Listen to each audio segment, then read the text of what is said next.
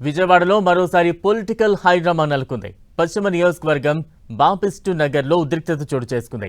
YCP, TDP కార్యకర్తలు పోటాపోటీ నినాదాలతో political high tension నెలకొంది. డీఎస్సీలో అవకతవకలు అంటూ వెల్లంపల్లి శ్రీనివాస్ ఆధ్వర్యంలో వైసీపీ రిలే దీక్షలు చేస్తోంది. వైసీపీ తప్పుడు ప్రచారం చేస్తోందంటూ టీడీపీ నేత బుద్ధ వెంకన్న దీక్ష శిబిరానికి బయలుదేరారు. అయితే ఈ క్రమంలోనే టీడీపీ నేత బుద్ధ వెంకన్నను అడ్డుకుని పోలీసులు హౌస్ అరెస్ట్ చేశారు. మరోవైపు వైసీపీ దీక్ష శిబిరం వద్దకు బుద్ధ వెంకన్న అనుచరులు, టీడీపీ కార్యకర్తలు భారీ ఎత్తున చేరుకుంటున్నారు. అటు బ్యారిగేడ్లు పెట్టి టీడీపీ నేతలను పోలీసులు అడ్డుకుంటున్నారు. ఓవైపు వైసీపీ నేతలు జై జగన్ అంటూ నినాదాలు చేస్తూ ఉండగా, మరోవైపు జగన్ డౌన్ డౌన్ అంటూ టీడీపీ కార్యకర్తలు, లోకేష్ డౌన్ డౌన్ అంటూ వైసీపీ కార్యకర్తలు పోటాపోటీ నినాదాలు చేస్తున్నారు. దీంతో అక్కడ పొలిటికల్ హై టెన్షన్ నెలకొంది. రోడ్డుకు ఇరువైపులా భారీగా పోలీసు బలగాలను మోహరించారు. నిన్న బోండా ఉమా, మల్లాది విష్ణు ఘటనతో పోలీసులు అప్రమత్తమై ముందస్తు భద్రతా చర్యలు తీసుకుంటున్నారు.